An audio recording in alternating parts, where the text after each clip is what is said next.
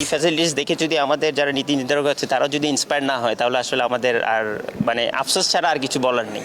এটা দেখে তো আসলে আমাদের সবারই লজ্জা লাগা উচিত, কারণ এইরকম একটা গ্রুপ বাংলাদেশে, যেটা সানোয়ার ভাই জাভেদ ভাই বললো যে ন্যাশনাল টিম, তো ক্রিকেট তো দূরের কথা, কোনো ন্যাশনাল টিমেরই এরকম ফ্যাসিলিটিস নেই, যেটা কিনা প্রত্যেকটা ন্যাশনাল টিমের একটা নর্মাল বেসিক নিডস হওয়া উচিত। এটা আমার মনে হয় পিছিয়ে পড়াটা এটা আসলে রাইট ওয়ার্ড না। আমার মনে হয় তারা এই, যেটা আমি এর আগে একটু আগে বললাম, যে এই মানসিকতা থেকে হচ্ছে তারা এরকম স্ট্রাগলিং করে সবার সাথে ফাইট করে যুদ্ধ করে নিজেদের খেলাটা খেলছে, এটা অনেক বড় পাওয়া, এবং এখান থেকে অনেক কিছু শেখার আছে আমাদের মতো মানুষদের এবং যারা সমাজে অন্যান্য মানুষ আছে। তো এটা অবশ্যই আমাদের একটা অনেক বড় দায়িত্ব এবং রেসপন্সিবিলিটি। সেদিক থেকে যদি আমরা একটু তাদের জন্য হেল্প করতে পারি, এবং সেটা হতে পারে মেধা, সেটা হতে পারে শ্রম, সব কিছু দিয়েই, এবং সেটা তাদেরকে ইন্সপায়ার করার মতো যদি একটা পরিবেশও আমরা করে দিতে পারি এবং তাদের ফ্যাসিলিটিসটা যদি আমরা ইনশিওর করতে পারি, আমার মনে হয় অবশ্যই এই ক্ষেত্রেও বাংলাদেশ অনেক দূরে এগিয়ে যাবে।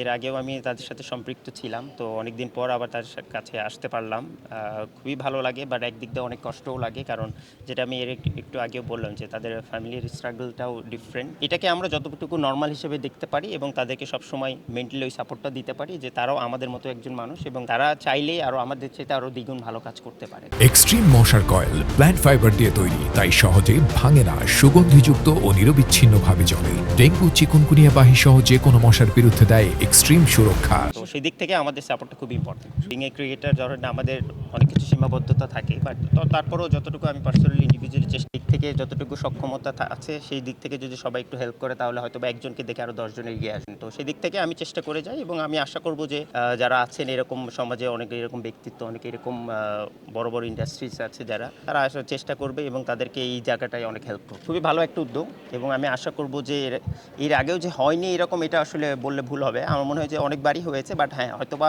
এরকম ফ্রিকুয়েন্টলি অনেক সময় হয় নাই।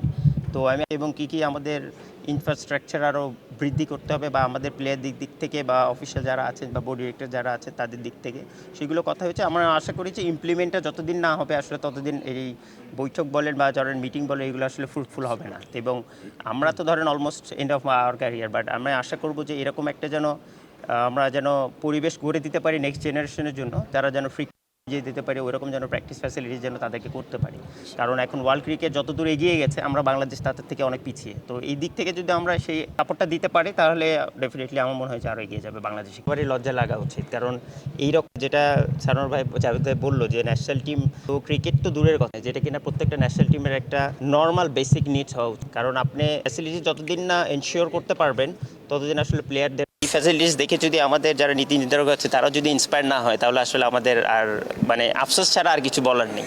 এটা দেখে তো আসলে আমাদের সবারই লজ্জা লাগা উচিত, কারণ এইরকম একটা গ্রুপ বাংলাদেশে, যেটা সানোয়ার ভাই জাভেদ ভাই বললো যে ন্যাশনাল টিম, তো ক্রিকেট তো দূরের কথা, কোনো ন্যাশনাল টিমেরই এরকম ফ্যাসিলিটিস নেই, যেটা কিনা প্রত্যেকটা ন্যাশনাল টিমের একটা নর্মাল বেসিক নিডস হওয়া উচিত।